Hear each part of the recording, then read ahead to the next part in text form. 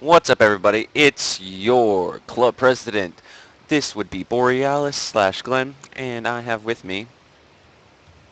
Oh, I thought you were gonna introduce me. No, make me do it. My name's Barry. First name Austin. I'm your five-star General Supreme Overlord Lieutenant Marshal Officer. Basically, oh, soldier at the end. Add that on. Basically, it means I have no power, but it makes me feel good. So we're gonna go ahead and stick with that. Okay, today we're showing you the basics of League of Legends, especially how to join our chat group so you can talk to the mighty fine people in our guild or in our club at our chat. So on the bottom right, you have three little buttons. You have your friends list, which you can add people. You can set up a little thing you want to say. It's like a Facebook status kind of thing. And you can add people, find people, add a friend folder. So like if I wanted to make a folder for League of Legends people, just boop right in there. Um, but for this one, you want to click the middle button. Click the create or join or chat room, and then type in capital BCP, capital L, lowercase o, capital L, capital C, capital lowercase h a t. Once you type that in, you'll join this little chat. I'm gonna have this running 100% of the time, and it's a private chat, so only people who enter it through having the name can talk and stuff like that. Past that, let's get into your profile. So the profile recently got updated with the little thing with the little medals or whatever. So for ranked, you have your stats. For normal, you have your stats. Champions, with champions, you can buy champions with RP or IP. RP comes from using money. IP comes from completing games. Um, there are currently 105 champions. I own most of them. I think I'm only missing like 20. Runes, you have 2 rune pages to start.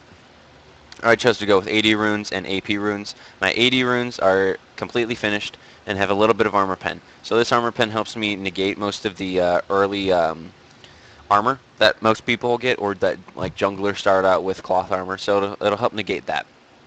AP runes, I have a lot of AP. Also with a little bit of magic resist for the same thing. A lot of people get passive magic resist per level in their runes, so it'll help me negate some of that masteries. Currently, you can have 20 pages. I only use about 10 because they just came out with 20, so I haven't made my other 10 yet. But you you usually want to go 21 in one tree because then you can get the ending item or the ending talent or whatever, and then you want to go 9 in another tree. You don't want to put all 30 points in one tree. It's not as good, and it's not as like you can't get as many good things as you want. So for AD, I choose to go for the left side of the offensive tree, and then I want to get the neutral monster buffs. So I get this for a couple reasons. Having red buff on an AD is really good, and having it for longer, makes it even better. And then you can also, if you're a jungle, you can like start if you have control over both of the junglers, or like the enemy team doesn't have a strong jungler, then you can just start cycling your buffs. And by cycling your buffs, you can just keep a buff up 100% of the time. This is really good, and will help you do more damage and help you CC the team, and you know, be in general, be a better jungler. So AP. I should just go with the right side of the offensive tree. That gives me the most AP. And then but I don't get the final point. So I can get one more point in Spell Vamp. So I have that passive 1% Spell Vamp early game. And I could get just like that little bit of health back no matter what. Sticking with the duration of Shrine, Relic, and Quest and stuff. There's that. Past that, you can basically do whatever. Gangplank is really mana heavy, so I actually chose to go with the mana level or mana per level and the 3 mana regen, but other than that, everything is the same. I do this because you want to spam his Q for more gold and more harass and more damage. And by getting mana and mana regen, you can just do that more. Other than that, they're all about the same. For junglers, I choose to get, I always get bladed armor. So it's basically like a small version of a Thornmail against neutral minions. The next thing is spells. You get 9 spells to begin with, from Teleport to Barrier. Barrier is used only in custom games, mainly ARAM. Garrison is used only in Dominion games, but you can also use it in custom Dominion games.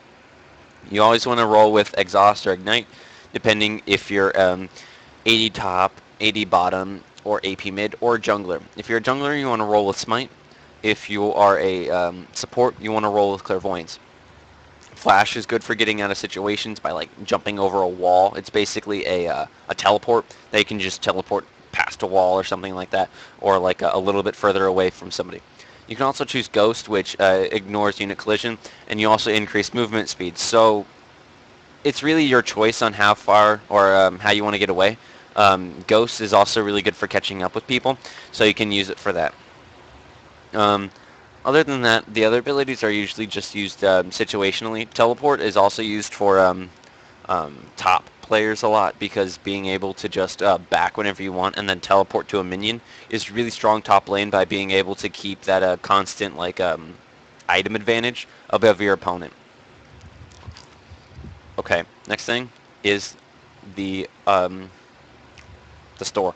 So for runes, I would suggest waiting until level 20 to buy runes because at level 20 you unlock tier 3 runes. Tier 3 runes are the best runes that you can get, and because of that, you always want to have tier 3 runes. Though, tier 3 runes are very expensive. So that's why you want to wait until level 20 because then you're going to have all that IP saved up that you're going to just be able to buy out a hell of a ton of runes and then just have all your rune pages done. Skins. If you're going to purchase RP and not buy rune pages, which I would suggest first before buying skins, this is where you're going to come. This shows you the skins for all the champions that you have, but you can also filter it through on sale. So right now, Aristocrat Vayne, Aviator Irelia, and Crimson Elite Talon are on sale, so you can get them that way. You can also sort by legendary skins, which is something they actually just recently added. Legendary skins usually have different voice actors, different ability animations, and that's about it, actually. Also, Ezreal's legendary skin is basically a theme, so that's why it's 2 times as much as a normal legendary skin. It comes with a theme that you change on your summoner icon, and this will change the theme of your profile, as you can see here.